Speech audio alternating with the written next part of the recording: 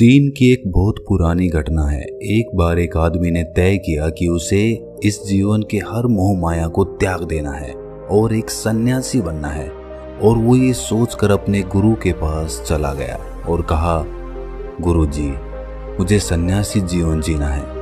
गुरुजी ने पूछा, अरे क्या तू सच में सन्यासी बनना चाहता है?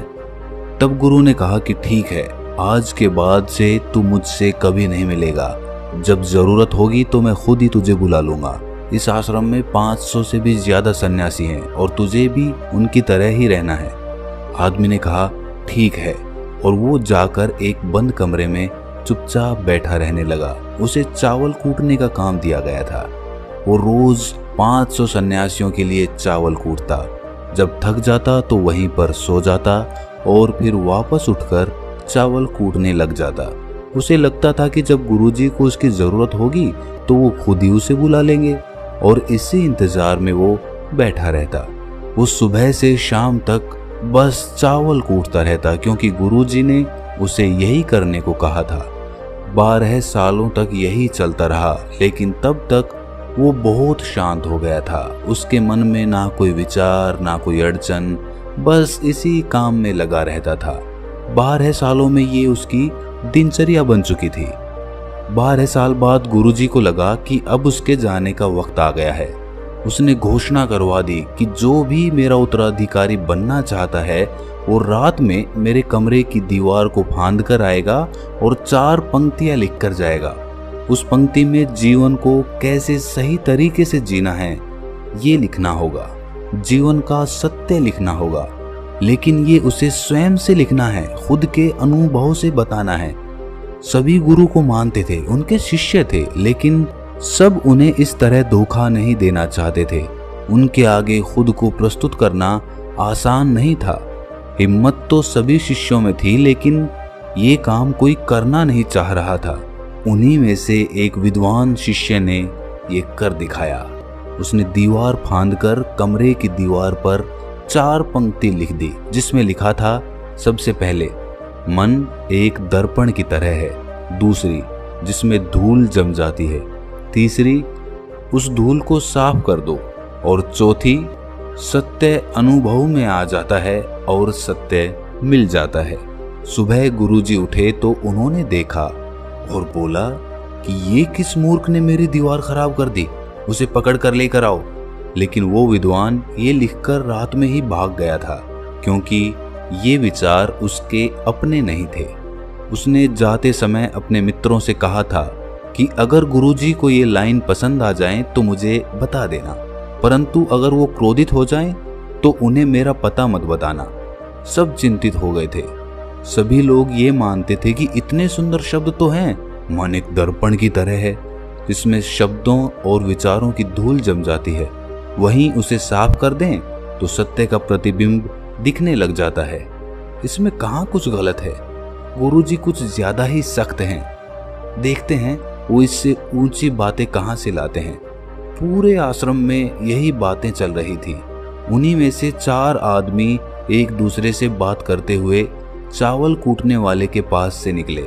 उनकी बातें सुनकर वो हंसने लगा।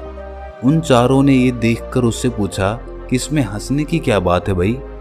तब वो बोला कि सही तो कह रहे हैं गुरुजी, किस नासमझ ने ये लिखा है। ये सुनकर वो चारों भड़क गए और बोले, तुम क्या जानो इसका मतलब? इतने सालों से बस चावल ही तो कूट रहे हो, तुम्हें शास्त्रों के ज्ञान के बारे में क्या पता? अगर ये लाइन गलत है तो तुम इससे अच्छा कुछ बताओ। वो आदमी बोला, ठीक है, मैं तुम्हें बता दूंगा, लेकिन मैं इतने सालों में चावल कूटते कूटते लिखना भूल गया हूँ। किसी को लिखना पड़ेगा। और हाँ, ये जान लो, मुझे उत्तराधिकारी बनने का कोई शौक नहीं है। अगर मुझे ये उपाधि मिलती है तो मैं तो अभी अपने कान पकड़ता हूँ और अपने विचार किसी को नहीं बताऊंगा। तब उन चारों ने कहा, अरे तू हमें बता, हम लिखते हैं। आदमी ने कहा, तो ठीक है, फिर लिखो। कैसा दर्पण, कैसी धूल, ना कोई दर्पण ना कोई धूल, जो इसे जान लेता है सत्य को प्राप्त कर लेता है। आधी रात को ये पढ़कर गुरुजी उस चावल कूटने वाले के पास गए और कहा, अब तू यहाँ से भाग जा, वरना ये 500 के 500 तुझे मार डालेंगे। ये मेरा चौगा ले। तू मेरा उत्तराधिकारी बनना चाहे या ना चाहे, इससे कोई फर्क नहीं पड़ता, लेकिन मैंने तुझे ही अपना उत्तराधिकारी माना है। और अगर ये बात इन सबको पता चल गई तो ये बर्दाश्त नहीं कर पाएंगे कि एक चावल कूटने वाला उत्तराधिकारी कैसे बन गया। तू सत्य को प्राप्त हो गया है और आत्मज्ञान को पा लिया है, और ये शास्त्र जानने वाले अपना सर पीटते रह गए, इसलिए तू यहाँ से दूर भाग जा।